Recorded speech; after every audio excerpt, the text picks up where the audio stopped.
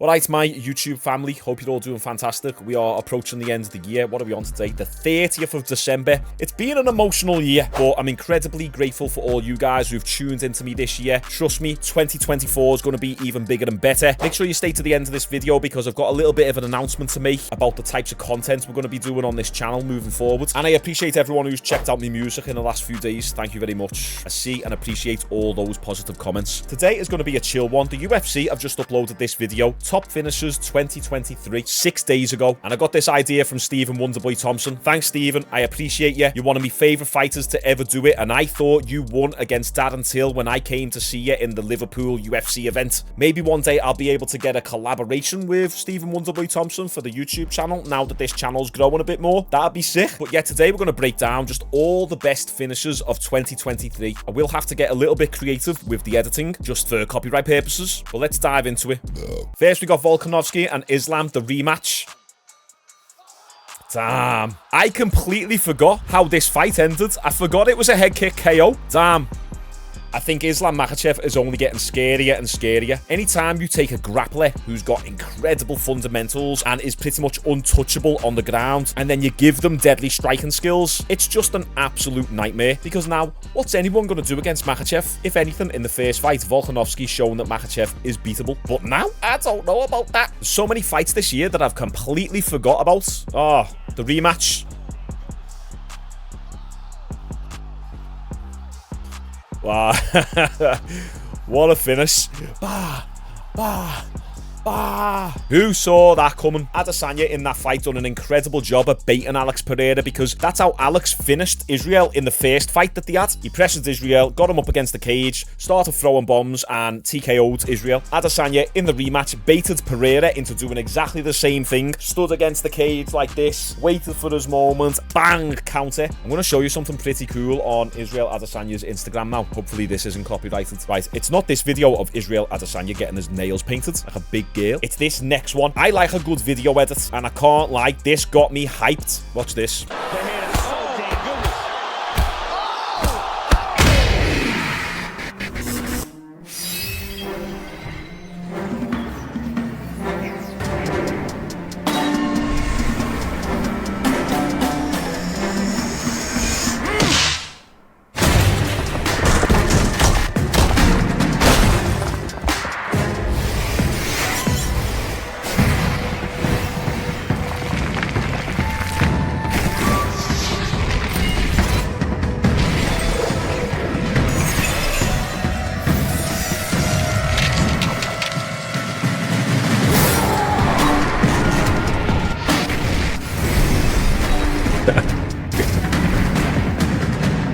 Come on, that is quite sick. And then people in the comments saying, this is the corniest-ish I've ever seen LMAO, with 4,400 likes. And then people posted George Strickland memes. Someone said, bro being replaying the same footage for the last 9 months, I get it was a dope moment, but your most recent performance was lackluster from what we expect from a great. Now do Strickland's beating Izzy. People just won't leave Israel Adesanya alone, will they? They make it out like he's not a great fighter. I thought that was a pretty sick edit, to be honest, but Izzy is kind of holding on to that last win. Pereira beat him 3 times before that.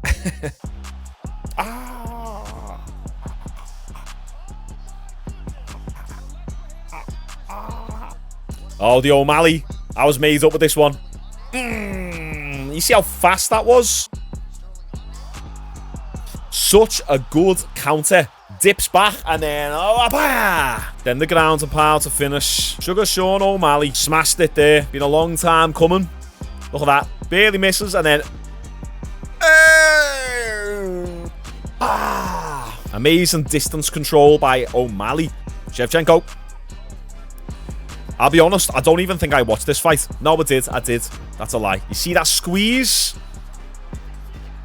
That's it. This finish actually reminded me of the Luke Rockhold and Chris Weidman finish. Remember when Chris Weidman was champion and he threw a spinning kick or a wheel kick, and Luke Rockhold off that spinning kick took him down and just ground and pounded Weidman to the finish. It was a mistake that cost him the fight, and this is the exact same situation here with Shevchenko.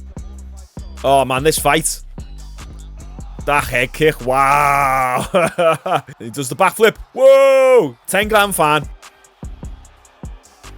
This was kind of unfortunate for Dustin Poirier because he'd done everything right. He actually blocked the kick. It's just the kick had that much power on that it got through. Justin Gaethje is known to have crazy powerful leg kicks, and that's what you notice with wrestlers usually, is their hip strength and hip power often transfers over to really good kicking power. Dustin Poirier couldn't have done anything better there. We seen him in the interviews say, it's unfortunate, I done the right thing, I had my guards up, I blocked the kick, but the kick just got through because it had that much power on. That's the problem with 4-ounce gloves as well. If they were 12s or 16 ounces, Dustin would have took that kick all day. But just remember, just because a kick is blocked doesn't mean that it can't do damage. We've seen people's forearms get shattered and elbows get shattered from blocking kicks before. I've actually been compiling a lot of really bad injuries within MMA and Muay Thai, kickboxing, and I might do a little bit of a compilation video. Comment down below if you'd like to see that. I remember watching this fight, and Dustin really struggled with the distance management of Gaethje. So Gaethje's really, really good at keeping that space between you, and you know that if you close that gap, the power coming your way can knock your lights out in one shot. So Dustin was a little bit hesitant in this fight, and rightfully so. Oh, Bonfim versus McKinney.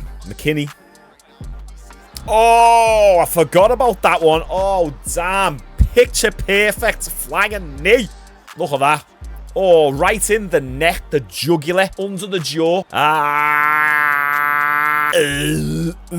Just imagine getting knees with that and going, what a finish that was. And the mistake that McKinney made there is he went in for the takedown as Bonfim was coming in with the flying knee. Almost Ben Askren and Jorge Masvidal-esque. McKinney ducks down for the takedown, gets KO'd. And that's why MMA is a completely different sport than boxing. You see in boxing when you have all this head movement and you're ducking right down. In MMA or Muay Thai or even kickboxing, that just exposes you for knees, and something like this can happen. Of course, head movements are still viable within MMA and kickboxing and Muay Thai. You just have to use it a little bit more strategically, let's say. Oh, yeah, Korean Zombie. Oh, what a fight. Max Holloway's first knockout in ages. Korean Zombie was just, oh man, what a knockout. I felt like Max Holloway needed that finish. Max Holloway's not known as a finisher. He's a fighter who prioritizes attrition and volume. Gets his head off center line, overhand right, almost like a hook. Incredible. Actually got caught by Korean Zombie as well. But Korean Zombie was down massively in that fight, and in that last round, he just thought, F it, I'm going to walk Max Holloway down and just try and find an opening and get it done. And I respect that, because you do see fighters these days where they're down on the scorecards, and it'll be the 3rd round or the 5th round if it's a championship main event, and they won't do anything. They won't take any risks. Now, I understand it's very easy for us to sit here and say, they're not taking any risks, but at the end of the day, it's them who are putting their lives on the line, and brain injuries are a real thing. So that's why you've almost got to have a screw loose and be a little bit crazy to do what these lads do. It takes a whole different mindset. So respect goes out to them. And here we can see Max Holloway giving Korean Zombie a hug, because this was actually Korean Zombie's last fight. It would have been great to see Korean Zombie go out on a win, but against Max Holloway, that's not going to happen. Oh, we got Jones versus Gane. I mean, we all kind of knew this was going to happen. I initially thought maybe Gane would put up a little bit more of a fight than this, but it was just clear domination by Jones. Perfect execution. As soon as Jones grabs a hold of you, you're going down. And we can see here, Gane is literally giving Jones his neck. He gave him the guillotine, and that's all she wrote. Very quick submission. Now, obviously, we know that Jon Jones has got his pec tear, his pec injury. Is he going to come back after this? It's a pretty bad injury to come back after. You're not going to throw with the same amount of power that you usually do. You're going to be a little bit less confident in your grappling exchanges. Jones is getting on a little bit, although we know that age doesn't matter as much in the heavyweight division. Who are we going to see him fight against? Maybe Stipe Miocic, which, okay, Stipe was the heavyweight GOAT, but I think really Jones would make so much more of a statement coming back and fighting Tom Aspinall. Imagine if Jones come back and beat Tom Aspinall. He's already undeniably the GOAT pretty much. And don't start saying Khabib, because the caliber of Khabib's opponents are nowhere near that of Jon Jones's opponents and Georges St. Pierre's opponents. And if you want to know what I'm talking about, I'll pop something up now on the screen showing the combined wins and losses of all the opponents of Jon Jones, Georges St. Pierre and Khabib. You can see the records and caliber of opponents that Jon Jones and GSP have fought are much better than that of Khabib's. Is Khabib one of the GOATs? Yes, certainly. Can you make an argument for him? Of course, but really, it's Jon Jones, although he's always going to have that asterisk next to his name, the fact that he had multiple failed drug tests, and that's the only thing going against him, really. Or imagine if Jon Jones comes back and Tom Aspinall beats Jon Jones. That would skyrocket Tom Aspinall's status to the moon. Barboza versus Quarantillo. Quarantillo is a good boxer, a lot of pressure. What a knee! What a knee! Incredible. Once again, we could see Quarantillo was going for the takedown, it looked like, and Edson Barboza timed it perfectly. Watch now. Oh! What's the timing? He goes for the takedown. Perfect. No extra shots needed. Edson's looking phenomenal. Oh, this knockout. I remember calling this as he circles off and he gets the head kick. Boom. Terrible mistake there by Frivola. He circled out with his hands down. Open all day for that high kick. I called it live when I done a live stream. Yeah. Okay, next we got Shavkat versus Jeff Neal. Bit of a different choke this. You usually don't see it from this angle standing up. Shavkat unbeaten. What is next for the guy? Looks like he's going to go to the top of the division. Shavkat's one of these fighters where there's no real holes in his game. He's got good striking. He's got great takedowns. He's very strong. And he's also got submissions. So he's good everywhere. And it's pretty much a nightmare matchup for anybody. I remember in my last video talking about Shavkat, I mentioned that he kind of looks like he's got those Eskimo genes. And I had one person in the comments say that Eskimo's racist. I didn't even realize it's racist. Everything's racist these days. I remember learning about Eskimos in school. I don't know. You just can't say anything these days, can you? Sorry to all the Eskies out there. And then finally, we have the head kick again. This was at the start. Perfect. This was exactly the same as the Dustin Poirier knockout too. Volk didn't really do anything wrong. Watch, he actually had his hand up to block. It's just that the kick went over his head. So yeah, I mean, he could have got his hand a little bit higher. It was just one of those sneaky little kicks where the technique was perfectly placed. Did Islam mean to connect on the top of Volk's head? I mean, probably not. He just threw the kick and hoped that it landed. It's just a shame that it got over Volk's guard. When you're fighting, you always want to keep that hand glued to your chin. Yeah, of course, you're going to lift your hands up to block a little bit, but Volk did do the right thing. The only thing you could say, really, is that because he leant into it, that created more of an open angle for the shin to hit the top of his head. Imagine if the kick's coming this way and he leans away from it. It's less likely to hit your head because you're angling your head away from the kick, but Volk leaned into it, so it exposed more of that temple region. So that is all for the knockouts. Look at the state of my hair. Absolute fuzzy head. Anyway, I said I've got a little bit of an announcement to make at the end of this video. So on the 1st of January, I'm actually going to Dubai to film some content with a business influencer who I've been speaking to. I've done a breakdown of some of the sparring footage a few months ago on this channel, and he invited me to come out and we'll do some content together. So we're going to do some kickboxing, we're going to lift some weights, we're going to do a bit of a podcast together, and then maybe just like a vlog, a day in the life type thing. And this is the type of content I want to start getting more of on my channel, so it's not just reaction stuff.